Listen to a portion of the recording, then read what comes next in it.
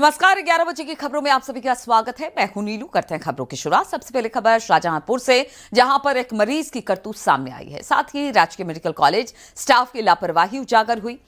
दरअसल अस्पताल में भर्ती मरीज अस्पताल प्रशासन और अपनी मां को चकमा देकर यूरिन बैग लटकाकर वहां से वार्ड से निकलकर सीधे शराब के ठेके पर चला गया। वहां से शराब खरीदी, फिर बैग लगाया, इसके बाद आराम से आकर वार्ड में बेड पर लेट गया। इस दौरान मरीज करीब 1.5 घंटे तक वार्ड मेडिकल कॉलेज से बाहर रहा। किसी को भनक नहीं लगी। हालांकि सुरक्षा के लिहाज से वार्ड से लेकर मेडिकल कॉलेज के गेट तक करीब 400 सुरक्षा कर्मियों को लगाया गया है, लेकिन किसी ने भी उसे रोकने की जहमत नहीं उठाई। मरीज की करतूत का वीडियो भी वायरल हो रहा है। टीकरी गांव का रहने वाला मरीज विपिन का 2 दिन पहले एक्सीडेंट हो गया था, जिसे शाहजहांपुर राजकीय मेडिकल कॉलेज में भर्ती करा दिया गया था। लेकिन आप देखिए कि किस तरह से ये अपने बेड से उठा और फिर शराब लेने गया, वहां शराब पी है, दोबारा आकर लेटा है, लेकिन किसी ने इसे रोकने की जहमत नहीं उठाई। ये 3 तस्वीरें आपको हम दिखा रहे हैं। अपनी मां को भी चकमा दिया और जितने भी मेडिकल स्टाफ थे उनको भी चकमा देकर ये बाहर निकला।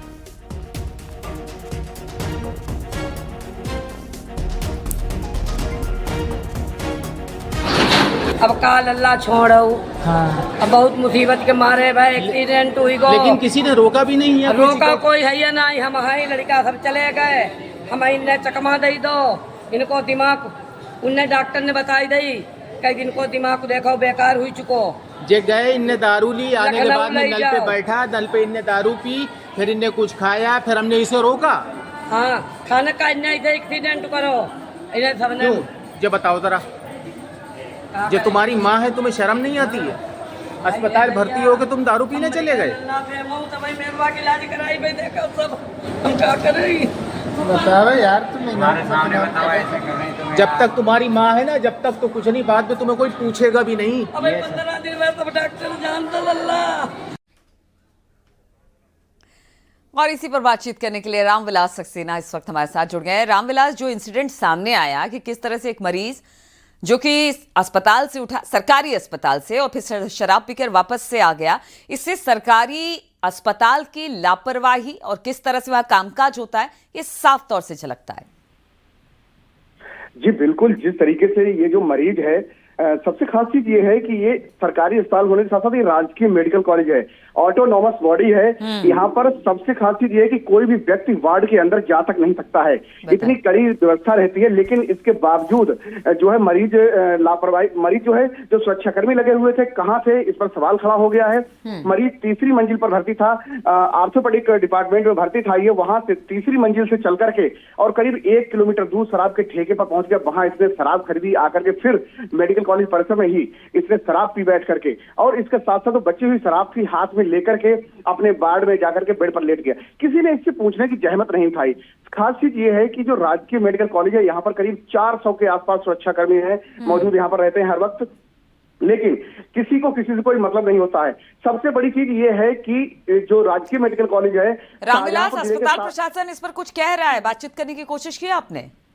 जी बिल्कुल, जो राजकीय मेडिकल कॉलेज का प्रशासन है कुछ भी इस पे बोलने को तैयार नहीं। वही मैं बता रहा हूँ कि सबसे खास चीज ये है कि यहाँ पर लड़ाई झगड़े सहित तमाम रंजिश के भी ऐसे मरीजों को भर्ती कराया जाता है, जो कहीं कहीं जो लोग हैं रंजिश बतौर अपनी रंजिश पूरी कर सकते हैं, आकर के खूनी रंजिश के भी मरीज यहाँ पर होते हैं, उनको भर्ती किया जाता है। लेकिन जिस तरीके से जो प्रशासन है मेडिकल कॉलेज का, उसकी बड़ी लापरवाही सामने आई है, बड़ी चूक यहाँ पर मानी जा रही है कि मरीजों की सुरक्षा को लेकर जो सवाल खड़े हुए हैं राज्य के मेडिकल प्रशासन के ऊपर, ये बड़े सवाल हैं कि यहाँ पर जो बड़ी बड़ी गंभीर लड़ाइयों के मरीज जो होते हैं यहाँ पर भर्ती होते हैं, कोई भी व्यक्ति आकर किसी वक्त सुरक्षा जो चूक है उसका फायदा उठा करके अपने मंसूबे में कामयाब हो सकता है। शायद यही वो बड़ी वजह रही है लापरवाही की, यही वो बड़ी वजह रही है कि मरीज तीसरी मंजिल से निकल करके राजकीय मेडिकल कॉलेज के बाहर 1 किलोमीटर दूर तक शराब के ठेके पर पहुंच गया और करीब 1.5 घंटे तक बाहर रहा, वार्ड से लेकर के गेट तक तमाम जो भी जहां बिल्कुल, यानी आपराधिक मुकदमों में लिप्त लोग भी यहाँ पर आते हैं, इसलिए सुरक्षा व्यवस्था कहा जाता है। 400 गार्ड है, लेकिन वो सब कहाँ थे उनका कुछ पता नहीं चला। एक व्यक्ति उठा और मरीज और वो शराब के ठेके तक पहुंचा, शराब पीकर वापस से लेट गया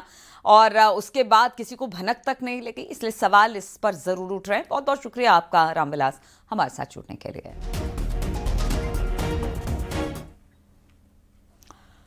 और यूपी पुलिस इस वक्त फुल एक्शन में है। बदमाशों की धरपकड़ जारी है। गाजियाबाद में थाना क्रॉसिंग रिपब्लिक पुलिस और लुटेरों के बीच मुठभेड़ हो गई। पुलिस ने 4 लुटेरों को गिरफ्तार किया, जबकि 2 बदमाश गोली लगने से घायल हुए। फिरोजाबाद में 1 दर्जन मुकदमों में फरार बदमाश कन्हैया को गिरफ्तार किया गया। मुठभेड़ में कन्हैया के पैर में गोली लगी। पुलिस ने उनके पास से अवैध तमंचा, कारतूस, चोरी की मोटरसाइकिल बरामद की है। वहीं भदोई में बीती रात 2 अलग अलग थाना क्षेत्रों में मुठभेड़ हो गई। 25-25 हजार के नामे 2 पशु तस्करों को गिरफ्तार कर लिया गया। इनके पास से एक अवैध तमंचा बरामद किया गया, जबकि प्रयागराज पुलिस ने रविंद्र पासी उर्फ मुन्नू पासी हत्याकांड के मुख्य आरोपी को एनकाउंटर के बाद अरेस्ट किया। शातिर पर 25,000 का इनाम घोषित था। हालांकि एक बदमाश फरार हो गया। अमेठी में पुलिस टीम पर गोकश ने फायर किया। इसके बाद पुलिस की जवाबी कार्रवाई हुई और गोकश जावेद के पैर में गोली लगी, जबकि उसका साथी अंधेरे का फायदा उठाकर भागने में कामयाब रहा। गोकश के पास से तमंचा, कारतूस, मोटरसाइकिल बरामद की गई है। कानपुर पुलिस ने बच्ची से रेप के आरोपी को गिरफ्तार किया। पुलिस की गोली से आरोपी घायल हो गया है। तो ये 6 जगहों का जिक्र किया जहां पर बदमाशों के लिए काल बनकर पुलिस आई।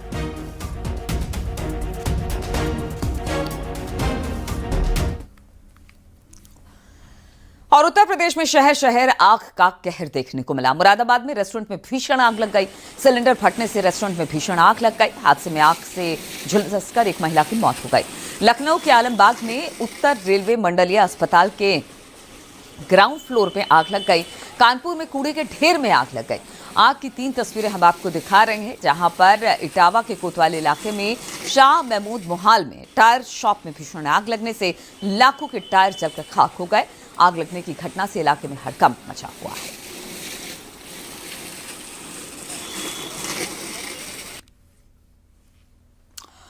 और खबर लखनऊ से है, जहां पर आलमबाग में उत्तर रेलवे मंडलीय अस्पताल के ग्राउंड फ्लोर पर बने सीसीटीवी सर्वर रूम में आग लग गई। सूचना पर आलमबाग और हजरतगंज फायर स्टेशन से फायर ब्रिगेड की गाड़ियां 3 मौके पर पहुंची। फायर ब्रिगेड और फायर फाइटर्स ने 2 टीम में आग पर काबू पाया। वहीं तीसरी टीम ने फर्स्ट फ्लोर पर भर्ती मरीजों को सुरक्षित बाहर निकाला। करीब आधे घंटे में आग पर पूरी तरह से काबू पा लिया गया। शॉर्ट सर्किट से आग लगने की आशंका जताई जा रही है।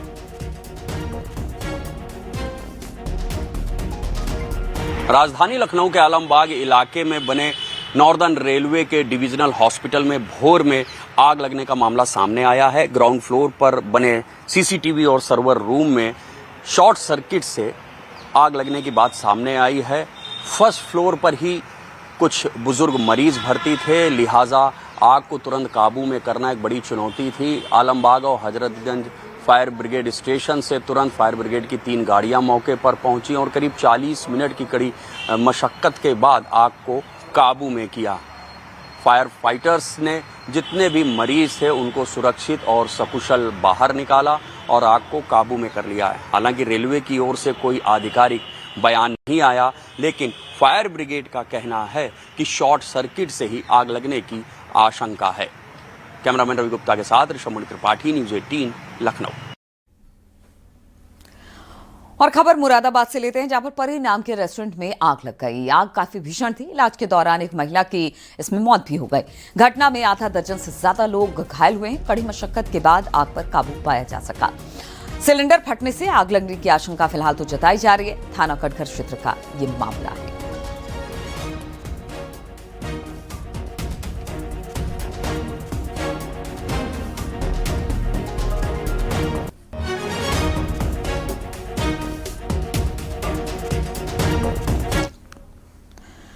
और खबर चंदौली से, जहां पर गंगा में डूबे 2 लड़कों के इलाज के दौरान आज बीएचयू में मौत हो गई। बताया जा रहा है कि बलुआ थाना क्षेत्र में गंगा घाट पर कल वेदी पूजन के बाद दोनों लड़के गंगा में नहाने गए।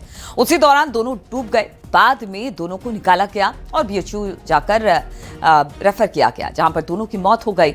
हादसे में सीएम योगी ने दुख जताया है। मृतक लड़कों के परिवारों के प्रति अपनी शोक संवेदना व्यक्त की है।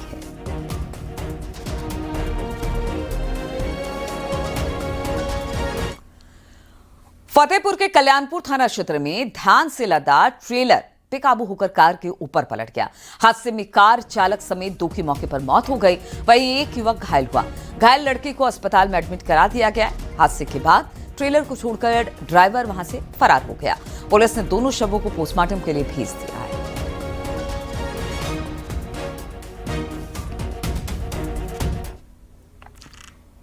और सोनभद्र में डायल 112 में सिपाही पर गंभीर आरोप लगा है। जमीन विवाद में घायल शख्स को पीटने का गंभीर आरोप लगा। दरअसल पीड़ित पक्ष पर पुलिस लगातार समझौते का दबाव बना रही थी और इसी दौरान एक शख्स वीडियो बना रहा था। तभी सिपाही ने उसे लात और जूतों से उस पर हमला कर दिया। वायरल वीडियो विडहमगंज का बताया जा रहा है। मामले में सीओ ने बताया कि आरोपी सिपाही को सस्पेंड कर उसके खिलाफ विभागीय जांच की जा रही है। पुलिस वाला विडहमगंज का कोई कार्रवाई कर नहीं रहा है, छोड़ दिया गया है उसको। बताइए, टंगा से पीछे से वार कर दिया, टंगा भी मिला, प्लस में रामधनी भी मिला। मौका पे रामधनी बोला 112 वाला से कि हाँ हम मारे हैं टांगी से। कुछ कार्रवाई तो होना चाहिए ना।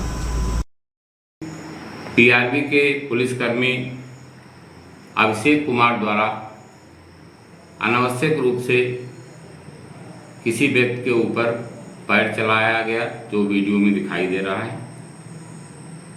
टीआरबी पुलिसकर्मी का यह कार्य अशोभनीय और अनुशासनहीनता की श्रेणी में पाया गया है, जिसके लिए अभिषेक कुमार को पुलिस अधीक्षक महोदय सोनभद्र द्वारा तत्काल प्रभाव से निलंबित कर दिया गया है। अलीगढ़ में एएमयू में 11वीं के छात्र पर हमला हुआ। आरोप के मुताबिक जबरन कलमा पढ़वाने को लेकर विवाद हुआ, जिसके बाद कुछ लोगों ने तमंचे के बट से उसका सिर फोड़ दिया। पीड़ित छात्र का कहना है कि वो अपने दोस्त से मिलने जा रहा था, तभी कुछ लोगों ने उस पर हमला कर दिया। हमले के बाद जो परिसर है वहां पर अफरा तफरी मच गई। सोशल मीडिया पर जबरन कलमा पढ़वाने की बात फैलते ही माहौल तनावपूर्ण हो गया। लेकिन छात्र ने जो लिखित शिकायत दी उसमें इस बात का कहीं जिक्र नहीं है। घायल छात्र को जैन मेडिकल कॉलेज में भर्ती करा दिया गया है। प्रॉक्टर प्रोफेसर वसीम अली ने बताया कि जांच में सामने आया है कि हमलावरों में कुछ एएमयू के छात्र और कुछ पूर्व छात्र हैं। प्रॉक्टर ने साफ किया कि जबरन कलमा पढ़वाने की बात बिल्कुल गलत है। कुछ लड़कों ने घेर करके उसके साथ मारपीट किया और मारपीट के दौरान उसके सर में गंभीर रूप से चोट आई, जिसकी वजह से उसको मेडिकल कॉलेज जाना पड़ा और वहां पर उसका इलाज भी हुआ। उसने अपनी तहरीर में मारपीट की घटना का जिक्र किया और उसी के लिहाज से उस जिन लड़कों ने मारपीट किया है उनके खिलाफ कार्रवाई की जा रही है। जांच से पता चलेगा कि जाहिर सी बात है, हर झगड़े के पीछे कोई ना कोई कारण होता है, लेकिन फिलहाल अभी कारण पूरी तरीके से पता नहीं चल पाया। गाजियाबाद में लूनी बॉर्डर थाना पुलिस ने 6 लाख की अवैध शराब बरामद की है। सूचना के आधार पर पुलिस ने टीला शहबाजपुर गांव में एक मकान में छापा मारा। मकान से 140 पेटी देशी शराब और 17 पेटी अंग्रेजी शराब बरामद किया गया। पुलिस ने एक शराब तस्कर राजू मावी को मौके से गिरफ्तार कर लिया है।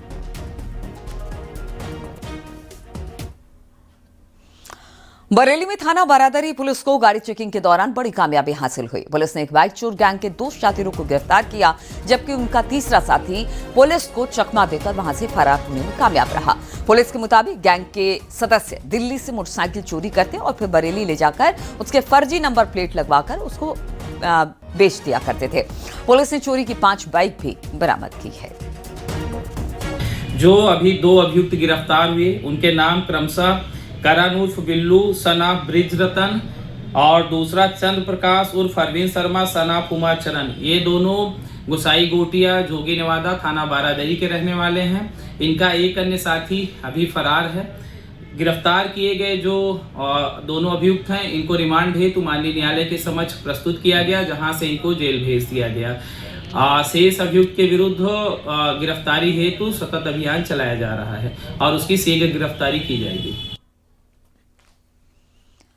नोएडा में ठेले को लेकर हुए विवाद में युवक की हत्या कर दी गई। आपसी विवाद के दौरान एक व्यक्ति ने राजन शाह नाम के युवक पर चाकू से हमला कर दिया और इसके बाद परिजन घायल को अस्पताल लेकर गए, जहां पर इलाज के दौरान उसकी मौत हो गई। थाना सेक्टर 39 क्षेत्र की घटना बताई जा रही है, जहां पर इस वारदात को अंजाम दिया गया। पुलिस ने आरोपी सुरेश को मौके से हिरासत में लिया है। पुलिस ने हत्या में इस्तेमाल चाकू को भी बरामद कर लिया। घटना की जानकारी मिलने पर भारी पुलिस फोर्स सहित आला अफसर घटनास्थल पर मौजूद रहे। थाना 39 में राजन शाह पुत्र लालजी शाह जो मूल रूप से बिहार के रहने वाले हैं और यहाँ सलारपुर गांव में निवास करते हैं, का सुरेश पुत्र रमाधार मंडल जो भी बिहार के रहने वाले हैं के साथ एक ठेले पर विवाद हो गया, जिसमें सुरेश ने राजन शाह के चाकू मार दिया। राजन शाह को अस्पताल में ले जाके भर्ती कराया गया, जहां पे उनकी दुखद मृत्यु हो गई। उस घटना में सुरेश को गिरफ्तार कर लिया गया है। घटना में प्रयुक्त आला कत्ल भी बरामद कर लिया गया है। सुरेश से और पूछताछ की जा रही है एवं अन्य आवश्यक विधिक कार्रवाई की जा रही है।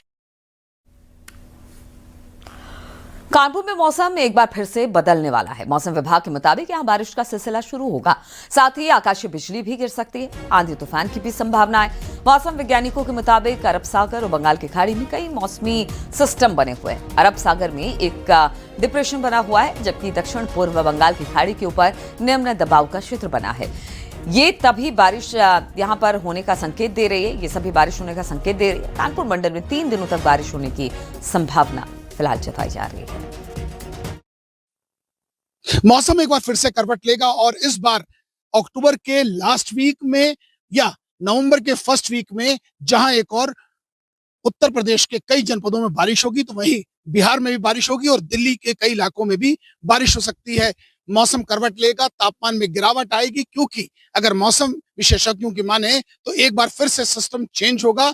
इस वक्त न्यूज़ 18 टीम मौसम विभाग में खड़ी, आप देख सकते हैं कि यही वो जगह है जहां के अधिकारियों का ये कहना है और मानना भी है कि अक्टूबर के 29-30 से लेकर नवंबर 3 और 4 तक मौसम करवट लेगा। एक बार तेज बारिश होगी, हवाएं तेज चलेंगी, साइक्लोन तक आ सकता है और ऐसे में उत्तर प्रदेश और बिहार पर इसका सीधा इम्पैक्ट पड़ेगा।